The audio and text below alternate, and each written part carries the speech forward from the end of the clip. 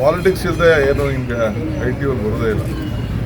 ಪಾಲಿಟಿಕ್ಸೇ ನಡೀತಾ ಇರೋದು. ಈ ಹಣ ಎಲ್ಲಿಗೆ ಯಾವ ದಿಕ್ಕಿನಲ್ಲಿ ಹೋಗ್ತಿತ್ತು, ಪಂಚರಾಜ್ಯ ಚುನಾವಣೆಗೆ ಹಣ ಇಲ್ಲಿಂದ ಹೋಗ್ತಿದೆ ಅನ್ನೋಂಥದ್ದು ATM ಸರ್ಕಾರ ಅನ್ನೋಂಥದ್ದು ಭಾಳ ಸ್ಪಷ್ಟವಾಗಿ ವ್ಯಕ್ತವಾಗ್ತಿದೆ. ಎಲೆಕ್ಷನ್ ಸೆಂಟ್ರು ಇಲ್ಲಿಂದ ಪಂಚರಾಜ್ಯ ಚುನಾವಣೆಗೆ ನೀವು ದುಡ್ಡು ಕಳ್ಸಕ್ಕೆ ಹೊರಟಿದ್ರು ಅವರು ಅಂತ ಆರೋಪ ಮಾಡ್ತಾರೆ. ಇವರಿಗೆಲ್ಲ ನಾನು ಉತ್ತರ ಕೊಡೋಂಥ ಅವಶ್ಯಕತೆ ಇಲ್ಲ. ಯಾರು ರಸ್ತೆಯಲ್ಲಿ ಬೀದಿಗೆ ಮಾತಾಡೋದಷ್ಟೇ इनकम टैक्स हुक्काम ने बेंगलुरु में देर रात आर अंबिकापति और उनकी अहलिया अश्वत्थम्मा के घर पर छापा मारा और रिपोर्ट्स के मुताबिक वो साबिक कांग्रेस MLA अखंड श्रीनिवास मूर्ति की बड़ी बहन हैं।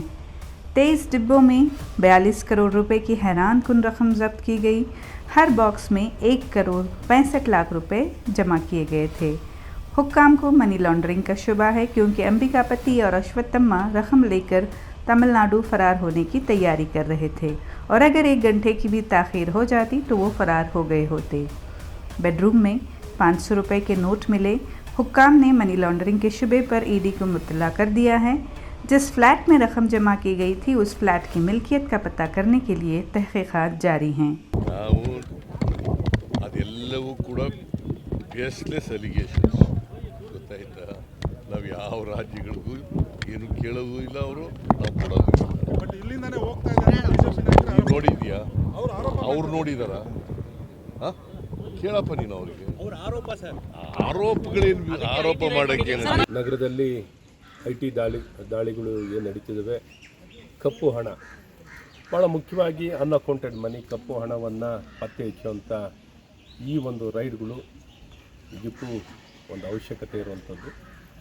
ಪಾರದರ್ಶಕತೆ ಮತ್ತು ಅಕೌಂಟೆಬಿಲಿಟಿ, ಹಣ ದುರ್ಬಳಕೆ, ಈ ಅನ್ಅಕೌಂಟೆಡ್ ಆಗಿರೋದು ಅನ್ಅಕೌಂಟೆಡ್ ಆಗೇ ಸ್ಪೆಂಡ್ ಆಗುತ್ತೆ, ದುರ್ಬಳಕೆ ಆಗುತ್ತೆ.